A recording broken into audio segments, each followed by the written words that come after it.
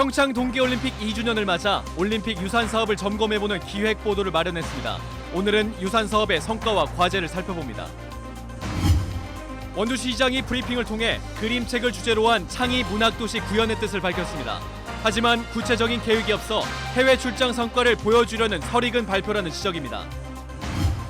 평택에서 영호를 거쳐 삼척까지 이어지는 동서고속도로 조기 개통을 위한 주민 서명이 20만 명을 넘어섰습니다. 총선 공약에 반영해야 한다는 목소리가 거세지고 있습니다. 유동인구가 많은 편의점에 자동 제세동기가 설치됐습니다. 인근에서 심정지 사고가 일어났을 때 생존율을 높일 수 있을 것으로 기대됩니다.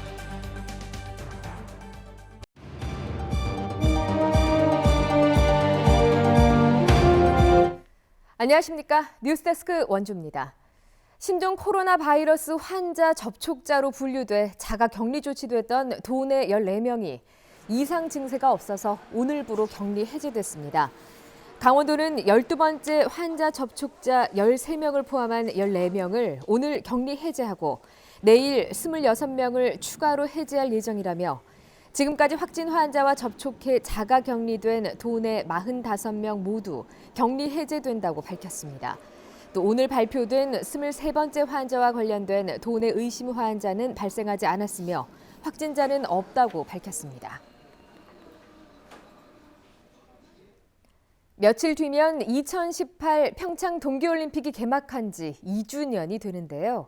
원주 MBC는 올림픽 2주년을 맞아 평창 동계올림픽 유산 사업을 점검해보는 기획 보도를 마련했습니다. 오늘 먼저 최근 본격화되고 있는 유형 유산 사업의 성과와 과제를 살펴봅니다. 권기만 기자입니다. 인구 4만의 작은 도시 평창에서 펼쳐진 겨울축제에 전 세계가 주목했고 열광했습니다. 북한의 참여로 고조된 평화 분위기는 한반도를 넘어 세계로 확산되며 평창 동계올림픽은 가장 성공적인 대회로 평가받았습니다. 개폐회식이 열린 평창올림픽의 심장부였던 대관령 올림픽 플라자. 올림픽 이후 국기개양대 등을 제외한 대부분의 시설이 철거됐고 2년 동안 사실상 방치돼 왔습니다. 조그마한 시민이 사는데 딴 데에서 온 손님들은 이 관광 올림픽 실시했다니 집도 없고 이 집만 따르면 아무 볼 게 없다고 하더라고요. 국비 확보 등 예산 문제로 주춤했던 올림픽 플라자 일대 유산 사업이 올해부터 본격 추진됩니다. 우선 개폐회식장 건물을 활용해 올림픽 기념관이 건립됩니다. 50억 원의 사업비가 투입돼 올림픽 기념물 전시 공간과 체험 공간이 들어섭니다. 기념관 설치와 운영을 위한 관련 조례도 마련된 상태입니다. 올림픽 기념관은 오는 7월 정식 개관을 목표로 이달부터 본격적인 내부 수리에 들어갑니다. 올림픽 플라자에는 평화와 동계 스포츠를 주제로 한 가칭 평화 테마파크 조성이 추진됩니다. 4만여 제곱미터 부지에 올림픽 기념공원과 VR, AR 등을 활용해 스키점프, 봅슬레이 같은 동계 스포츠를 체험할 수 있는 시설들이 설치될 전망입니다. 올해 실시 설계에 들어가 2023년 개장하는 것이 목표입니다. 지금 남아있는 시설들이 이제 좀 있거든요. 그런 시설을 이용한 시설 유산 사업을 좀 활성화시켜서 경제적인 가치를 많이 올리려고 노력하고 있습니다. 전체 사업비 240억 원에 대한 국도비는 모두 확보됐지만 120억 원으로 추정되는 부지 매입 비용이 문제입니다. 만약 평창군이 모두 부담해야 한다면 지방 재정에 큰 부담으로 작용할 수밖에 없어 다양한 지원 방안을 찾아야 하는 상황입니다. 올림픽 기념관과 테마파크를 경쟁력 있는 공간으로 만들기 위한 사전 검토가 부족하다는 지적도 나오고 있습니다. 실제 관광객들을 끌어올 수 있는 보다 특별한 공간으로 만들기 위해 면밀한 검토와 과감한 투자가 필요해 보입니다. MBC 뉴스 권기만입니다. 원주시가 그림책을 주제로 한 창의 문학도시를 구현하겠다는 뜻을 밝혔습니다. 국제규모의 그림책 축제를 개최하고 박물관 등도 조성한다는 구상인데요. 구체적인 계획을 세우기도 전에 서둘러 발표한 것에 대한 의구심도 나옵니다. 보도에 조성식 기자입니다. 해외 출장을 갔다 조기 귀국한 원창목 시장이 기자들 앞에 섰습니다. 원 시장은 지난달 28일 프랑스 앙굴렘시 국제 만화 축제를 다녀온 뒤 원주에도 그림책을 주제로 한 대규모 축제를 개최하겠다는 뜻을 밝혔습니다. 한지문화재로 원주 한지의 우수성을 알린 것처럼 그림책을 원주의 새로운 문화 콘텐츠로 육성하겠다는 포부입니다. 이곳 옛 원주여고 공간에 계획된 전시 창작실과 더불어 그림책 도서관과 박물관도 함께 조성한다는 계획입니다. 앞으로 전국 공모전과 제작 지원을 통해 그림책 작가들이 활발히 작품 활동을 할 수 있는 터전도 마련할 계획입니다. 또 앙굴렘시 작가들과 공동 전시 등 상호 교류를 적극 추진하고 그림책을 다국어로 번역해 한류 문화의 축으로 성장시킨다는 전략입니다. 그림책 특화 전략을 구상하던 중 이번 만화축제를 통해 발판을 만들겠다고 결심했고 1년에 한 번 이 시기에 개최되는 행사이기 때문에 부득이 바이러스 관련 방역대책본부 격상 운영을 지시하고 공식 초청에 응하기로 하였습니다. 하지만 정확한 축제 시기와 규모, 박물관 조성에 따른 재원 마련 등 아직 세부 계획이 없는 구상 단계이며 기존에 했던 그림책 전시회를 확장하는 방안을 검토하는 것으로 알려졌습니다. 유네스코 창의 문학도시에 이어 법정 문화도시로 선정된 원주시가 그림책 특화도시로 추진 방향을 잡으면서 이에 대한 기대감과 함께 한편으론 해외 출장 성과를 보여주려는 설익은 발표란 지적도 있습니다. MBC 뉴스 조성식입니다. 경기도 평택에서 영월을 거쳐 삼척으로 이어지는 동서고속도로 개통을 위한 주민 서명이 20만 명을 넘어섰습니다. 관련 지자체들은 서명부를 들고 주요 정당과 정부 부처를 찾아가 주민들의 요구를 전달할 예정입니다. 유인호 기자가 보도합니다. 평택에서 삼척, 동해까지 12개 지자체로 구성된 동서고속도로 추진협의회는 지난해 조기 착공을 요구하는 청와대 국민청원을 진행했지만 기대에 못 미치는 결과를 받았습니다.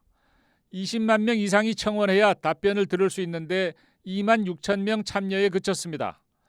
인터넷 청원에 익숙하지 않은 노령자가 많기 때문으로 관련 지자체들은 분석했습니다.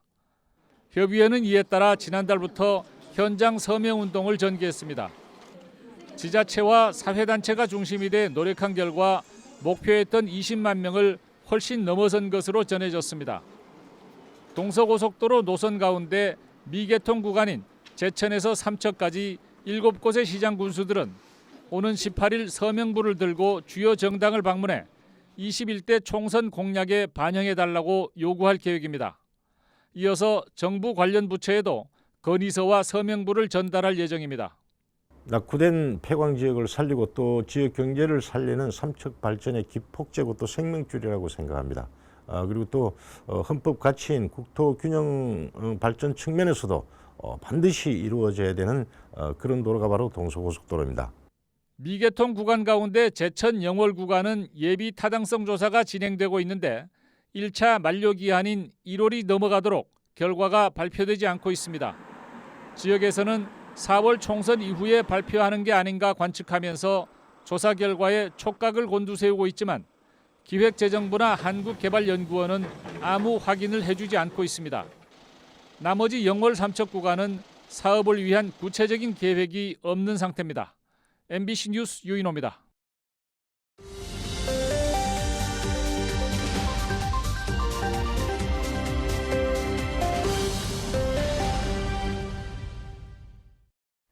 심정지 환자의 생존율을 높이기 위해서 유동인구가 많은 편의점에 자동 제세동기가 설치됐습니다. 원주 소방서는 24시간 운영되는 단계동의 편의점 한 곳에 자동 제세동기를 배치하고 편의점 직원을 대상으로 사용법 교육을 실시해 인근에서 심정지 사고가 일어났을 때 생존율을 높일 계획입니다. 원주 소방서는 앞으로 1개 지점에 추가로 자동 제세동기를 설치하고 효과와 실적을 분석해 운영을 확대할 계획입니다. 신종 코로나 확산 여파로 영월 지역의 대표 축제인 단종제의 4월 개최도 불투명해졌습니다. 영월문화재단은 오는 8일에 열 예정이던 단종문화재 사전 행사인 단종대왕 술빚기 행사를 취소했고 4월에 열릴 단종문화재 본 행사도 바이러스의 여파를 고려해 연기를 검토 중이라고 밝혔습니다. 영월군 보건소도 감염병 확산 방지를 위해 오늘 일정인 치매 극복 도서관 현판식 행사를 취소했습니다. 평창군이 학생들의 녹지 환경을 개선하기 위해서 학교 숲 조성 사업을 추진합니다. 평창군과 평창고등학교는 협약을 체결하고 사업비 6천만 원을 들여 꽃과 나무를 심고 정자와 벤치 등 편의시설을 설치하기로 했습니다. 또 숲 해설가와 숲길 안내인 등을 배치해 학교 숲 연계 프로그램을 운영할 계획입니다. 평창군은 향후에도 녹지 환경이 열악한 학교를 선정해 사업을 확대할 예정입니다. 친딸 2명을 수차례 폭행하고 학대한 30대 친어머니에게 징역형이 선고됐습니다.